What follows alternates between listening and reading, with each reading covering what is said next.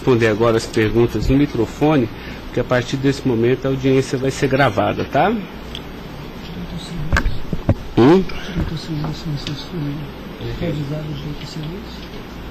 Eu vou avisar ele agora. Vou falar da acusação e vou avisar. Tá? Tá pronto, cara? Tá. Senhor Luiz Inácio, esse momento é o momento do seu interrogatório, tá? A lei lhe garante o benefício de ficar em silêncio em todas as perguntas que eu lhe fizer, as perguntas feitas pelo membro do Ministério Público, pela defesa dos denunciados, inclusive até pela sua própria defesa, tá? Existem duas denúncias aqui nessa ação penal, envolvendo Delcídio do Amaral Gomes, André Santos Esteves, Edson de Siqueira Ribeiro Filho, Diogo Ferreira Rodrigues, Luiz Inácio Lula da Silva, o senhor, José Carlos Costa Bunlai e Maurício Barros Bunlai, tá? E em síntese, a denúncia fala da existência de uma organização criminosa, tá? Pelo menos do dia 1º de fevereiro de 2015 até 20 de novembro de 2015. E a denúncia narra que todos esses denunciados teriam se esforçado para evitar ou para menos modular e conseguiram retardar a celebração de um acordo de colaboração premiada entre o Ministério Público Federal e Nestor Severo, tá? Depois a denúncia narra que um crime de patrocínio infiel, tá? Cometido pelos denunciados também, e de exploração de prestígio, tá? Bom, o senhor tem conhecimento desses fatos, tá? Né? Eu lhe pergunto, esses fatos que são descritos na denúncia são verdadeiros, falsos? Eu queria que o senhor fizesse uma explanação cronológica do que aconteceu envolvendo a sua pessoa. Bom, os dados são falsos. Eu queria aproveitar a oportunidade, doutor Ricardo, para dizer ao senhor que eu faço política desde os 23 anos de idade. Comecei em 1968 pelo movimento sindical. Depois fizemos as greves mais importantes desse país, depois do regime militar. Depois resolvemos que o sindicato já era muito limitado para a luta democrática desse país, resolvemos criar um partido político. Participei da criação do mais importante partido político de esquerda da América Latina, partido que fez a maior política de inclusão social na história desse país, partido que fez a maior política de combate à corrupção na história desse país. Se nós analisarmos o que aconteceu de 2003 até dezembro de 2014, a gente vai perceber que o Ministério Público, a Polícia Federal, a Controladoria Geral da República nunca tiveram, e a Controladoria nunca tiveram tanto apoio e tantas mudanças legislativas para melhorar a eficácia do combate à corrupção como nós fizemos. E há mais ou menos 3 anos, doutor, eu tenho sido vítima de eu diria quase que de um massacre. Ou seja, eu acho que todos aqui têm dimensão do que é um cidadão que foi presidente da República, que foi considerado o mais importante presidente da história desse país, que saiu com 87% de aprovação de bom e ordem, que fez com que o Brasil fosse respeitado no mundo inteiro e virasse protagonista internacional. De repente é pego de surpresa por manchete de jornais, por notícias na televisão, todo dia, todo santo dia, no café da manhã, no almoço e na janta, alguém insinuando, tal empresário vai prestar uma delação e vai acusar o Lula. Tal deputado vai prestar uma delação e vai acusar o Lula. Agora vão prender fulano, agora vão pegar o Lula. Agora vão pegar fulano e vai prender o Lula. Prender o Odebrecht, vai delatar o Lula. Prender o Aoeste, vai delatar o Lula. Prender o Bunlai, vai delatar o Lula. Prender o Delcídio, vai delatar o Lula. Prender o Papa, vai delatar o Lula. Eu esperando pacientemente. Por isso eu estou muito, muito orgulhoso e prazeroso de estar aqui para poder, na frente de um juiz imparcial, contar a versão desse fato. Primeiro, me ofende profundamente a insinuação de que o PT é uma organização criminosa. Me ofende profundamente, porque é o mais importante partido criado nesse país, criado pelos trabalhadores, dirigido pelos trabalhadores, e que fez nesse país o que ninguém nunca fez. E combater a corrupção não é virtude, é uma obrigação moral e ética. E isso eu aprendi com uma mulher que nasceu e morreu analfabeta. Segundo, esse partido conseguiu fazer com que as instituições fossem fortalecidas. O Ministério Público tinha um apelido de engavetador. No meu governo, pela minha vocação sindical, eu fazia questão de fortalecer a corporação e indicar o representado pela instituição. A Polícia Federal, quantos processos eram engavetados, quantas pastas sumiram nesse país. No meu governo, a Polícia Federal tinha que fiscalizar, tinha que investigar, teve dinheiro para investimento em inteligência e os delegados sabem como é que eles foram valorizados. E eu dizia, só tem um jeito de ninguém ser pego nesse país, é ser honesto, é não fazer nada errado. Pois bem, a Controladoria Geral da República não existia. Era uma peça de ficção quando eu cheguei no governo. Eu coloquei primeiro o ministro Valdir Pires, ex-governador da Bahia, depois eu coloquei um juiz, o nosso amigo Jorge Age, que quem conhece sabe que não brinca em serviço. E ele sabe que a ordem que ele receber é o seguinte: olha, tem que controlar e tem que fazer com que as pessoas saibam que honestidade não é mérito, é obrigação. Pois bem, e agora eu estou nessa... Só sabe o que é levantar todo dia, sabe, achando que a imprensa está na porta de casa porque eu vou ser preso? Ah, porque não sei quem delatou Lula vai ser preso, porque não sei quem delatou Lula vai ser preso. E eu tenho dito, eu duvido, antes, durante e depois, os que estão presos e os que vão ser presos, que tenha um empresário ou um político que tenha coragem de dizer que um dia me deu R$10, ou que tenha coragem de dizer que um dia o Lula pediu 5 centavos para ele. Eu não faço isso porque sou melhor do que os outros, não. Eu faço isso porque quem chegou à presidência da República como eu cheguei, depois de perder 3 eleições, não tinha o direito de errar. Fiquei 8 anos no meu mandato, doutor, 8 anos, sem ir num jantar, sem ir num aniversário, sem ir num casamento, exatamente para não dar pretexto de aparecer aqueles que vão tomar uma champanhe e vêm pedir um favor. E vem tirar fotografia com o celular para depois explorar essa fotografia. Eu fico orgulhoso de estar prestando depoimento e chateado por uma ilação feita nesse processo contra mim pelo senador Delcídio. Portanto, eu queria lhe dizer que eu estou aqui para responder toda e qualquer pergunta. Se tem um brasileiro nesse momento que quer a verdade e deseja a verdade nesse país, sou eu. Portanto, estou à inteira disposição para responder tudo e a todos do jeito que vocês perguntarem. Tá, adentrando então na peça acusatória, senhor Luiz Inácio, a denúncia narra aqui 7 fatos. Diz aqui que no dia 8/4 de 2015, o senhor reuniu-se com o Delcídio Amaral no Instituto Lula, em São Paulo, e o senhor teria exortado a Delcídio a adoção de medidas para a compra do silêncio de Nestor Severo, de forma a que o Nestor, não celebrasse o acordo de colaboração premiada com o Ministério Público Federal. Vamos por fatos, que eu acho que fica mais fácil, a gente faz o encadeamento temporal aqui da denúncia. Esse fato existiu, Delcídio foi lá, pediu para o senhor, o senhor teria pedido a ele para que ele intervisse e pudesse pelo menos ocultar fatos que pudesse relacionar o senhor José Carlos Bunlai, e ele diz mais, diz até que o senhor também teria pedido a ele, porque o senhor também teria envolvimento aqui com negócios escusos na Petrobras. Doutor, só tem um brasileiro que poderia ter medo de um depoimento de Severo, pela relação que tinha com ele, que é o Delcídio. Eu não tinha relação com o Severo.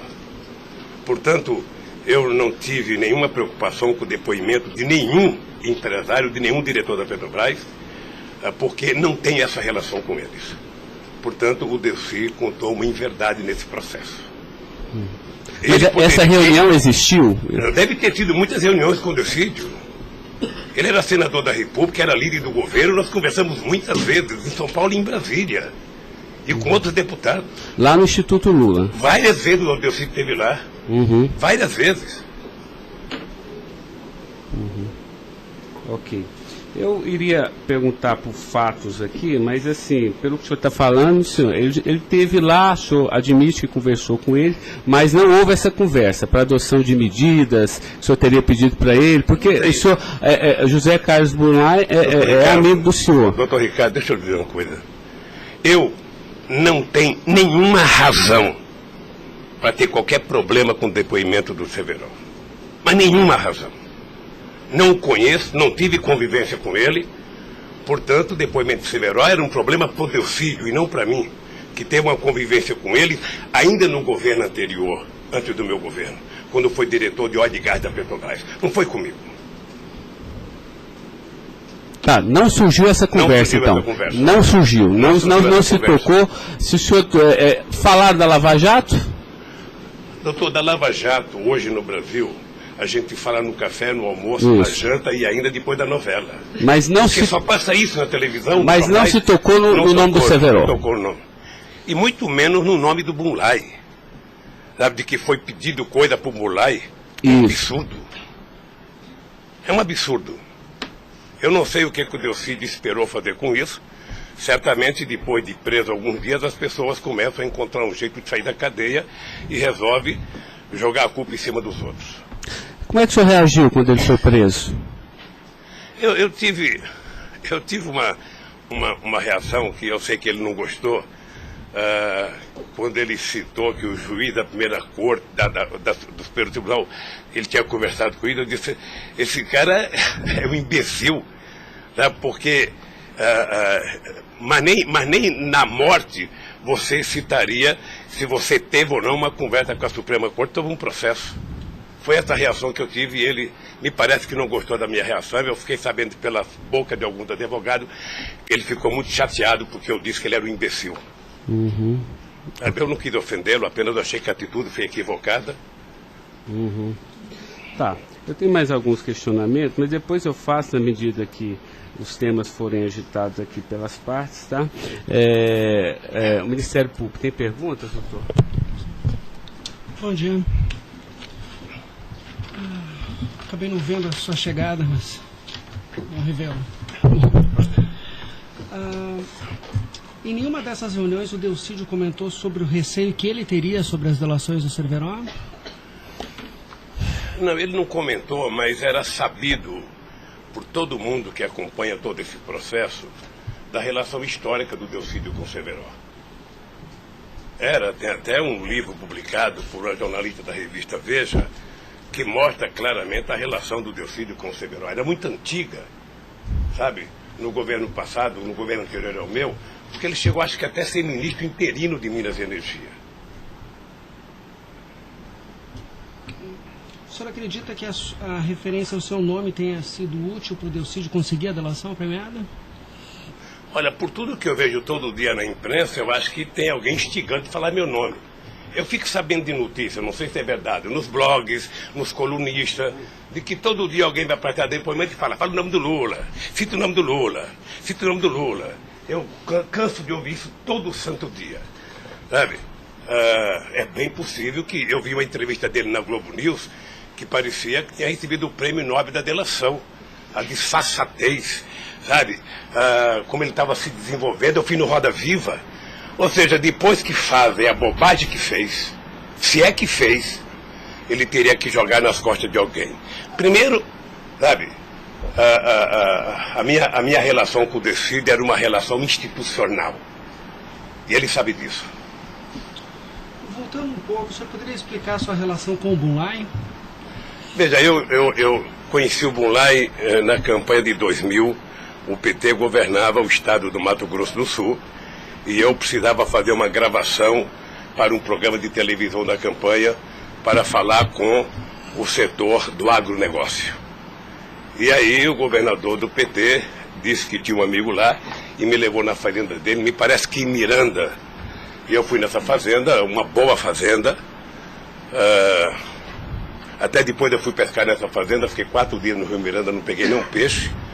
Mas gravei um programa, foi um programa de sucesso.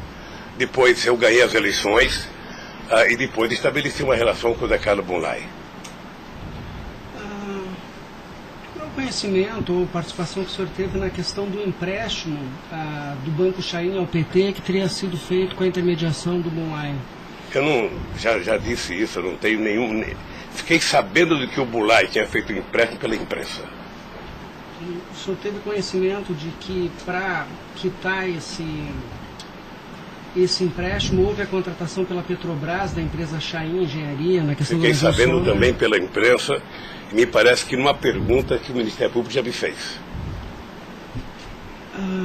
Após esses fatos, sobre a saída do Cerveró do posto da diretoria da Petrobras, há uma informação na denúncia relativa a divisões de indicações por partido de diretorias na Petrobras.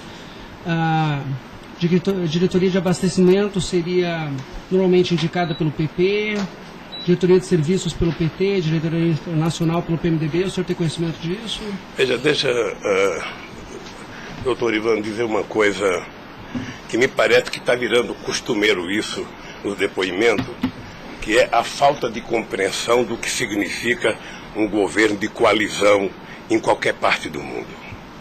E parece que tem pessoas com dificuldade de compreender isso. Aliás, no depoimento do presidente Fernando Henrique Cardoso, ele foi muito bem ao explicar o que é um governo de coalizão. Quando você ganha uma eleição num regime presidencialista de coalizão, você tem que montar o governo. Você precisa construir uma maioria no Congresso Nacional para você poder montar o governo. E você não monta a maioria com quem você quer. Porque se você pudesse, você pegaria só suplente que não foi eleito. Mas como o suplente não vota, você tem que fazer o acordo com quem é eleito, com quem tem mandato. E obviamente que você pode fazer um acordo programático, e nesse acordo programático você pode fazer um acordo de participação no governo. Então os partidos que compõem a base do governo participam do governo, indicam ministros, indicam cargos. Todas as pessoas indicadas são pessoas com mais de 30 anos da Petrobras. Eu já disse no depoimento, sabe, que vocês vão ter que ouvir muita gente, o Conselho Fiscal da Petrobras, o Conselho de Administração da Petrobras, sabe, para saber se havia denúncia de corrupção, porque quando nós indicamos as pessoas e quando os partidos indicam, ou seja, se aparecer alguma denúncia de corrupção e aparecer no GSI, essa pessoa não é indicada. Porque qual é o critério? O partido tem um ministro, o partido tem uma bancada. Essa bancada conversa com o ministro. Se indicar um nome qualquer, esse nome vai para a Casa Civil, da Casa Civil passa para o GSI, que é o Gabinete Institucional, faz um levantamento, eu não sei aonde, sabe? E se não tiver nenhuma denúncia, essa pessoa é mandada para o Conselho de Administração e o Conselho de Administração indica. Não é o presidente da República que indica, é o Conselho de Administração. É assim que funciona em qualquer lugar do mundo. Ex-presidente, mas só uma questão relativa a isso. Existe um vídeo no YouTube em que o senhor está inaugurando uma plataforma que o senhor realmente fala que no seu governo a Petrobras se tornou mais transparente e que o senhor participava mais das decisões da Petrobras. É de uma plataforma em Angra dos Reis, isso foi em 2010. Então, deixa, doutor. Aí eu estou lhe perguntando para o senhor explicar. O senhor se lembra desse discurso? Eu sei que é muita coisa, mas eu estou até com um vídeo aqui e eu queria lhe perguntar isso. Senão a gente pode até passar. É que a imprensa dizia que eu vivia fazendo assembleia. Eu fui o presidente que certamente mais visitei a Petrobras. Eu fui o presidente que decidi no governo e com a Petrobras de que era importante que a gente recuperasse o poder de construção de plataforma da Petrobras para a gente não importar da Coreia ou da China, que era preciso criar uma indústria petrolífera forte no Brasil. Por isso é que nós aprovamos a Lei de Conteúdo Nacional. 65% de tudo que fosse construído de plataforma ozônica teria que ser feita no Brasil, para a gente ter uma política industrial, para a gente definir uma política de engenharia, de ciência e tecnologia, porque o Brasil é um país grande, o Brasil não pode ser um serviçal, o país não é uma republiqueta. Este país poderia produzir e atender toda a América Latina e atender toda a África que margeia o rio chamado Atlântico. Lamentavelmente... Não, mas a pergunta é o seguinte, é porque o senhor falou que realmente no seu governo se participava, o senhor participava mais das decisões. Eu não participava, deixa eu mais falar. das decisões. Se o senhor quiser, a gente pode até ter um vídeo, e eu trouxe aqui aí para o senhor explicar. E Delcy também havia falado isso, que depois do mensalão, o governo federal, a presidência da República, participava mais na Petrobras. Isso ele falou. Deixa eu lhe falar uma coisa. O papel do governo, o governo participa na Petrobras através do Conselho da Petrobras. O Conselho da Petrobras tem vários ministros, tinha ministra de Minas e Energia. Tá? Eu, durante todo o tempo da Petrobras, eu só participei de uma reunião de definição da política estratégica da Petrobras. A discussão de investimento para os próximos 20 anos. Se a gente ia recuperar a indústria naval, se a gente ia recuperar a indústria de sonda, de plataforma, se a gente ia discutir, sabe, exportar, se a gente ia fazer a lei de partilha, se a gente ia fazer com que o petróleo voltasse a ser do povo brasileiro, como nós conseguimos fazer. Nessas decisões estratégicas eu participei de uma reunião. Tá, mas de cargo então não. De cargo não. Porque tem o Fernando Soares que fala que o senhor realmente definia também não, essas questões. Não definia cargo. Quando havia briga no PMDB, ou não. Quem decidia, se não se decidir, era o senhor que realmente... Deixa eu dizer uma coisa para o senhor. O presidente não indica cargo na Petrobras. O presidente recomenda ao Conselho da Petrobras a indicação de tal pessoa indicada por tal partido político a partir da capacidade técnica das pessoas.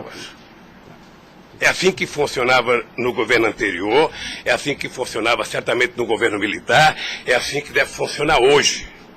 É assim que deve funcionar hoje. Porque a Petrobras é uma empresa de engenharia muito poderosa e você não pode ficar colocando gente que não tem expertise para fazer determinadas coisas. Tá. Mas a expressão foi essa aqui, eu anotei. A gente sabe o que acontece lá dentro. O que o senhor quer rever o discurso? Eu não preciso rever, não. Tá. Assim, porque isso me chamou a atenção. A gente sabe, quer dizer, antigamente era uma caixa preta, foi esse o contexto. E agora a gente sabe o que acontece lá dentro. Quais foram os mecanismos que o senhor tomou, então, para que a Petrobras realmente ficasse mais transparente? A fazer com que o Conselho acompanhasse mais as decisões. Porque como a Petrobras é muito grande, entre uma decisão do Conselho da Petrobras, uma aprovação da diretoria e os acontecimentos nas engenharias da Petrobras, são milhares de pessoas que participam daquilo. É por isso que um dia um presidente chegou a falar que ele é uma caixa preta que ninguém sabe. Então vamos tentar saber, sabe? Fazendo com que as coisas funcionem mais democraticamente. Por exemplo, quando nós descobrimos o pré-sal, nós tivemos uma decisão estratégica do que fazer com o petróleo. O petróleo não é das empresas estrangeiras que vêm aqui comprar gás e óleo, não. O petróleo é nosso. Então eles vão ter que pagar para o governo. É por isso que nós aprovamos 75% do ROT para a educação. É por isso que nós aprovamos a partilha, que é o que incomodou muita gente no mundo, o que incomodou as grandes petroleiras. É esse país que tinha complexo de vira-lata, virar dono do seu nariz. Okay. Eu sei que isso incomodou muita gente. Incomodou muita gente no mundo inteiro. Sabe, agora eles estão tentando desmontar. Porque um país que não se respeita, um país que não tem soberania, um país que não tem empresas de porte extraordinário como a Petrobras e vende tudo, sabe, sinceramente, não é um país. Ok. Doutor Ivan, só porque o senhor tocou no tema, eu quis aproveitar, tá? Mas pode continuar, pode prosseguir. A pergunta é relativa à diretoria internacional, que ela foi ocupada pelo Cerveró e depois pelo Zelada. Ambos foram indicações do PMDB ou o Cerveró foi indicação do PT e o Zelada... Não, eu já tive a oportunidade de dizer isso. Isso foi indicação do PMDB. Ambos? Não sei se de todo o PMDB ou da bancada do PMDB de Minas Gerais, que foi indicado o Zelada para diretor internacional da Petrobras. O critério é o mesmo. O Zelada foi indicado, passa na Casa Civil, passa no GSI e é mandado ao Conselho da Petrobras, que decide. Não, perfeito. Mas e o Cerveró, ele tinha sido indicado anteriormente pelo PT ou pelo PMDB? Pelo PMDB pelo também. PMDB. Eu acho, eu falo quase com certeza absoluta pelo PMDB. É o que diz a... Eu falo quase que com certeza absoluta. A pergunta é o seguinte, com a troca pelo Zelada, a saída do Cerveró desse posto de diretoria, ele acabou sendo indicado para a BR Distribuidora. No próprio depoimento do Cerveró, ele afirma que isso teria sido como um reconhecimento pelo papel que ele prestou no auxílio da contratação da Chain pela Petrobras, na questão do navio sonda. Me parece que ele não diz isso exatamente. Me parece que ele utiliza a palavra acha que foi isso. É diferente de dizer que ele disse. Ou seja, ele acha que foi isso. Deixa eu lhe falar uma coisa. Eu não conheço o Severo, conheço agora que ele ficou famoso. Tá? Quando eu vi o Severo, eu via en passant em reuniões coletivas. Portanto, eu não tinha nenhum interesse de tirá-lo e nenhum interesse de colocá-lo. Nenhum interesse. Para mim, se uma força política que compunha o governo indicasse ele ou outra pessoa e tecnicamente ele fosse reconhecido pelo conselho da empresa que o indicou, para mim estava perfeito. E veja, durante todo esse período não houve uma única denúncia contra nenhum deles. A denúncia começou a acontecer porque o juiz Moro começou a fazer escuta durante 8 anos num bandido chamado Rousseff, e aí então, em 8 anos dá para pegar alguma coisa. Pegou esse negócio. O senhor tem conhecimento de quem teria feito a indicação do nome do Cerveró para a BR Distribuidora? Se foi algum partido? Eu não sei se foi um partido ou se foi através do Zé Eduardo Dutra, que devia ter relação com o Cerveró, porque ele tinha sido presidente da Petrobras. Ele deixou de ser presidente da Petrobras e foi ser presidente da BR. E ele pode ter chamado o Cerveró, ou o mesmo partido que tinha indicado o Cerveró e depois tirou o Cerveró pode ter pedido para ele ir para lá. Eu suponho que seja isso. Ok. O senhor conversava com certa frequência com o Bulay por telefone, dentro dessa relação de amizade? Não era meu amigo. Conversava com ele. Com que frequência o senhor... Não sei, querido. Sabe, ultimamente o Bulay andava com doença nos olhos, achando que ia ficar cego, estava passando muito tempo em Miami para se tratar, depois estava se tratando de um câncer. Sabe, eu sei que ele não andava bem nos últimos tempos, com problema de doença. Porque a denúncia cita algumas ligações de um telefone que pertenceria ao Instituto Lula. O senhor utilizava esse telefone do Instituto Lula para conversar com o Bulay também, ou normalmente só no seu celular? Mas qual é o crime do Bulay ligar para mim? Não, eu estou tentando esclarecer os fatos, presidente. Eu conversava com o Bulay, tinha um profundo respeito pelo Bulay, um profundo respeito. O Bulay sabe perfeitamente bem que a relação que ele tinha comigo não permitia que discutisse qualquer negócio, porque eu não levo para casa ninguém para discutir negócio. O negócio eu discutia no palácio. Mas o senhor sabe se ele utilizava o nome do senhor? Porque o Salim Chaim e o Fernando Chaim confirmam que José Carlos Mulay disse que Luiz Inácio Lula da Silva interveio na contratação da Chaim pela Petrobras. Está descrito na peça do Ministério Público. Doutor, se o senhor soubesse quanta gente usa o meu nome em vão, de vez em quando eu fico pensando para as pessoas lerem a Bíblia, para não usar tanto meu nome. Não. Tem gente que faz campanha financeira em meu nome, tem gente que é candidato em meu nome, tem gente que faz panfleto dizendo que eu estou apoiando, tem gente que coloca a fotografia minha dizendo que eu estou apoiando ele. Sabe, não tem como fazer isso. Se alguém falou, sabe, se alguém falou, somente o Zé Carlos Bulay pode provar isso, ou o Chaim na frente dele. Eu duvido que o Zé Carlos Bulay, ou algum outro empresário, ou algum outro, desses que já prestaram depoimento, diga que um dia eu chamei ele para conversar sobre tal coisa, sobre qualquer coisa. Sabe por quê, doutor? Porque eu tinha noção de que o único jeito de eu governar esse país dignamente era não permitir qualquer promiscuidade na minha relação com os agentes empresariais ou os agentes políticos. A afirmação seria que o senhor estaria abençoando o negócio da Chaim pela Petrobras. Não... Nem abençoando, nem amaldiçoando, porque eu não sabia. Okay. Sem mais perguntas, excelência. A defesa, então, a sua defesa vai ser a última a perguntar. A defesa de Delcídio Amaral.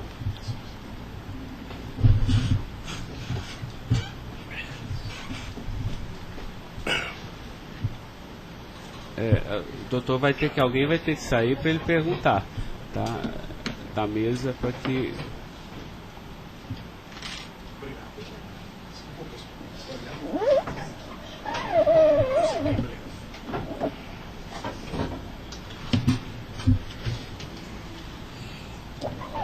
Bom dia. Bom dia.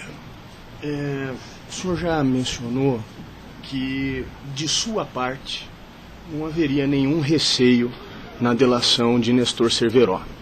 A indagação que eu faço é se, da parte de Bunlai, seu amigo, se ele lhe confidenciou algum receio da delação do Cerveró. Nunca. Nunca. Nunca. Ele mencionou se conhecia o Cerveró? Quem, o Bunlai? O Bunlai. Não, nunca falou comigo do Cerveró. Nunca? Nunca falou comigo do Cerveró. Nem tampouco o senhor soube se ele... Quem falava comigo do Cerveró era o Delcídio. Uhum. Que era amigo do Cerveró.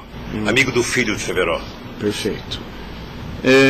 O senhor tem conhecimento se a delação do Nestor Cerveró foi utilizada como um dos fundamentos para a condenação do senhor Bunlai? Não tenho. Não tem conhecimento. Não tenho.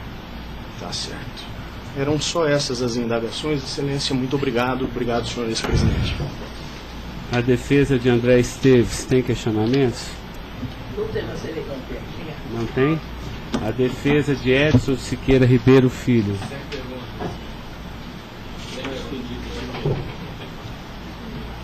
A defesa de Diogo Ferreira Rodrigues.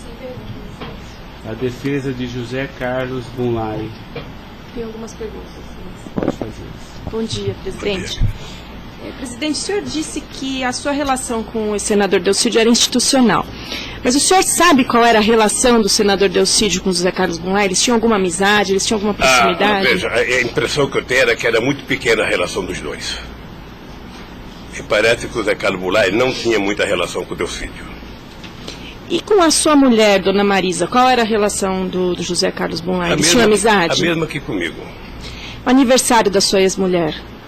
Quando ela fazia aniversário? Ele ia no aniversário da minha mulher. Mas o dia do aniversário dela? Dia 7 de abril. O senhor sabe se ele fez alguma ligação para ela no aniversário dela? A ligação do dia 7, eu já fiquei sabendo da ligação do dia 7. Bem. É o mínimo que eu esperava dele, é que ele ligasse para ela para dar os parabéns. É só isso, obrigada. Tem alguma pergunta? Tá. A defesa de Maurício Bunlai. Sem questionamentos. A defesa de Luiz Inácio Lula da Silva. Sem perguntas, excelência. Tá, só mais uma questão, senhor Luiz Inácio. A denúncia sempre fala do Instituto Lula. Eu queria que o senhor falasse um pouquinho a finalidade do Instituto Lula. Eu tirei pelo site a missão, me parece que o senhor desenvolve projetos na África também, né, com finalidade de erradicação da extrema pobreza, da fome, acesso à educação, promoção da igualdade, mas também é um local que o senhor também chama as pessoas para discutir política. Delcídio falou que o senhor o convidou para ir lá quando era líder do governo. Explique para mim o Instituto Lula. Eu não sei se você sabe, a Receita Federal fez uma devassa no Instituto para saber se ele está cumprindo com a sua obrigação institucional. Veja, eu quando deixei a presidência da República, eu falo isso apenas com o objetivo de explicar. Muita gente pode achar que eu sou arrogante, eu sou petulante. O doutor Ivan, no primeiro depoimento, eu disse isso para ele.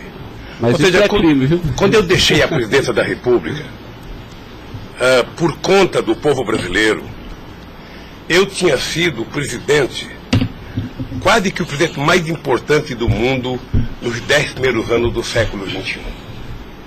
Este país virou protagonista internacional. Este país passou a participar do G8, coisa que nunca participava. Este país ajudou a construir o G20. Este país participava do BRICS com muita importância. Esse país participava do IBAS entre Brasil, África do Sul e Índia. Esse Brasil criou a Unasul, criou a CELAC, onde pela primeira vez a gente fazia uma reunião da América Latina sem participação dos Estados americanos. Esse país não deixou a ALCA entrar aqui. Esse país construiu o Conselho Nacional de Defesa para se contrapor à quarta frota americana, depois que nós conseguimos o pré-sal, que eles reinauguraram a quarta frota. Nós criamos o Conselho de Defesa. Então, nós fizemos a maior política de inclusão social da história desse país. 36 milhões de pessoas saíram da extrema pobreza e 40 milhões ascenderam à classe média. Isso é uma Argentina, isso é uma Colômbia. A bancarização do povo pobre foi com 70 milhões de pessoas entraram no sistema financeiro. É uma Colômbia e uma Argentina junto. Tudo isso em 12 anos. Olha, eu saí da presidência E eu queria fazer com que a América Latina e a África adotassem as políticas públicas que nós adotamos no Brasil. O programa Luz para Todos, o programa PA, que era a compra de alimento para o pequeno produtor, o Minha Casa Minha Vida, o Bolsa Família, o aumento do salário mínimo. Durante 12 anos, todos os funcionários públicos tiveram aumento nesse país. Houve reajuste de carreira, houve aumento do salário mínimo, aumentamos as exportações, aumentamos o mercado interno, numa demonstração de que o pobre não era problema, o pobre era a solução. Eu gostava de ir para a África para dizer para os presidentes. Uma vez até fiquei com medo de Angola, porque eu, depois da minha palestra, eu me dei conta da quantidade de general que tinha lá dentro. E eu falei o seguinte: é preciso diminuir o dinheiro das Forças Armadas e colocar dinheiro para os pobres. Porque o pobre não entra no orçamento. O Poder Judiciário entra, porque tem poder de pressão. Os sindicatos organizados entram. Sabe? Todo mundo entra, o pobre não entra. O pobre está lá desgraçado, abandonado, ninguém olha por ele. Agora, coloque ele no orçamento. Deixe ele começar a ir no shopping. Deixe ele começar a comprar carne, comprar iogurte, comprar meia, comprar sapato. Nesse país ficava incomodado porque pobre comprava dentadura com o dinheiro que a gente dava do Bolsa Família. E eu queria ensinar isso, eu queria ensinar as pessoas a compreenderem que o pobre no Brasil e no mundo seria a solução se a gente desse a ele o mínimo necessário. Foi por isso que eu não quis criar uma ONG. Criei um instituto para poder viajar o mundo tentando mostrar o exemplo do que esse país fez em tão pouco tempo. Mas o que Delcídio, porque ele disse aqui que algumas vezes o senhor chamou ele lá. Em que ele se encaixa aí? É que eu não sabia, doutor. Porque assim, realmente, eu entendi, a política está de acordo com o estatuto aqui do Instituto Lula, mas assim, por que o senhor chamou ele lá? Ele falou assim, muitas vezes o presidente Lula, e de vez em quando eu ia como cortesia também. Deixa eu lhe falar, ele foi muitas vezes conversar comigo, ele era líder do governo. Como outros senadores foram conversar comigo.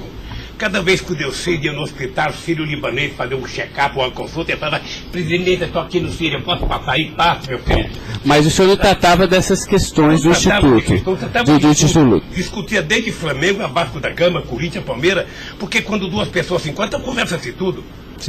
Mas não era política institucional do Instituto, isso que eu estou perguntando. Não era política institucional do Instituto, é que eu talvez tenha cometido erro.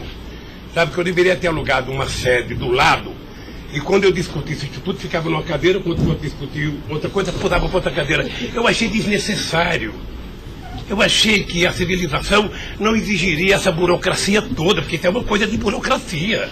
Eu sou o mesmo ser humano, eu sou o presidente de honra do PT, eu sou ex-presidente da República, eu era presidente de honra do Instituto, eu não decidi as coisas pelo Instituto. O Instituto tem uma diretoria, eu apenas estava lá, eu era a figurinha carimbada do Instituto. Era para ele fazer merchandising. Aqui o Lula, vai conversar com o Bill Clinton, fala com o Lula, vai conversar com o Tony Blair, fala com o Lula, vai conversar com o Chirac, fala com o Lula, vai conversar com o Angela Merkel, fala com o Lula. Sabe, eu tive o prazer, doutor Cláudio, de ser o ex-presidente da República, que em todas as viagens do mundo que eu fiz, depois de deixar a presidência, era recebido pelos presidentes. Esse era o status quo do Brasil. Hoje nós estamos numa situação em que o presidente não tem coragem na Bolívia. Então o país, que era um motivo de orgulho, virou um motivo da tristeza. Pela pequenez que esse país tomou dimensão nos últimos anos. Não, eu não estou emitindo nenhum juízo de valor, mas assim, o que eu quero saber é assim, o senhor também chamava pessoas como o líder do Delcídio para conversar sobre outros assuntos. Chamava dirigente sindical, chamava gente do LGBT, chamava negro, chamava índio, chamava todo mundo. Isso. Ali, eu vou dizer uma coisa, sabe qual é o apelido do Instituto? Sabe? Não sei, nunca fui. Porto Ipiranga. Lamentavelmente é assim. Mas não é por causa do Instituto, é por causa do personagem. Sabe? Então todo mundo fala: tem problema em tal lugar? Porto Ipiranga. Tem problema em tal lugar? Porto Ipiranga. E sabe que eu tenho orgulho disso. Eu tenho muito orgulho de fazer 36 anos que eu deixei o movimento sindical e ainda sou amigo de todos os sindicalistas, de todas as correntes, da Força Sindical à CUT. Sou amigo de todos os partidos políticos. Sabe? Então, se isso é um pecado, se isso é um erro jurídico, Se isso incomoda o Ministério Público, a Polícia Federal, sei lá quem, sabe, eu vou alugar uma salinha na porta. E sento lá e atendo e vou deixar em paz, porque não é possível. Sabe, não é possível, sinceramente, doutor, sinceramente. Eu quero lhe agradecer a oportunidade de vir prestar esse depoimento. Porque eu estou com muita coisa na garganta para falar. Eu estou cansado de ver procurador dizer que não precisa de prova, que ele tem convicção. De juiz dizer, eu não preciso de prova, eu tenho fé, vou voltar com fé. Eu quero provas, alguém tem que dizer, sabe, qual é o crime que eu cometi, aonde que eu cometi. Chamar o PT de organização criminosa, se dependesse de mim, cada deputado do PT, cada vereador do PT, cada militante, abrir um processo para quem dizer provar qual é a quadrilha. Porque eu estou cansado, doutor. 71 anos de vida, eu cansei. Cansei de ver, sabe, as instituições que eu ajudei a criar desde a Constituinte para valorizá-las, desprestigiadas por comportamento pessoal. Gente que adora, gente que não pode abrir a geladeira, que vê uma luz e já começa a dar declaração. Gente que liga o barbeador, começa a falar achando que é o microfone do rádio. Eu cansei disso. Eu sempre valorizei o Ministério Público. Eu sempre valorizei a Polícia Federal. E sempre valorizei o Poder Judiciário. Os ministros podem lhe dizer. Eu indiquei quase todos. Nunca pedi para eles um favor pessoal. E não peço. Porque a instituição tem que ser forte, não para me ajudar, para garantir a democracia desse país. Lamentavelmente, tem pessoas que não pensam assim. Eu, quando vejo um jovem procurador ir para a televisão falar 1h30 e depois dizer, não me peçam provas, eu tenho convicção, não dá, doutor. Não dá para aceitar isso como uma coisa séria nesse país que está jogando a cada vez mais a oportunidade de se transformar num país grande. Nós quase chegamos a ser a 5ª economia mundial. Quase chegamos. Por mediocridade não chegamos. Então eu lamento profundamente. Eu gostaria que meu depoimento fosse tudo numa semana só. Tá? Para mim poder desvendar os mistérios todos. E acabar com essa hipocrisia, fulano vai prestar depoimento, fulano vai delatar, fulano vai não ter das contas, fulano, e o Lula vai ser citado. Quem sabe está na hora de chamar o dono da Globo, da Record, da Bandeirantes para prestar depoimento para ver se eles me delatam. Porque o que eles dizem que vão me delatar, eu duvido que tenham coragem de me delatar, porque não tem nenhuma prova e nunca conversaram comigo sobre qualquer crime. Doutor, eu aprendi a andar de cabeça erguida. E sabe que custa muito. Para quem nasce na elite, não precisa nada. Mas para quem vem lá de baixo, sabe, não deixar ninguém colocar cangaia no seu pescoço, não é fácil.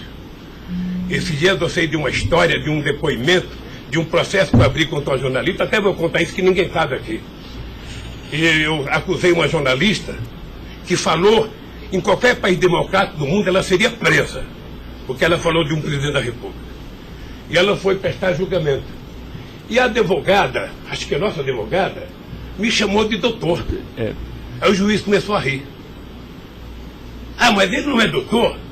Ele não é doutor? Como é que você chama ele de doutor?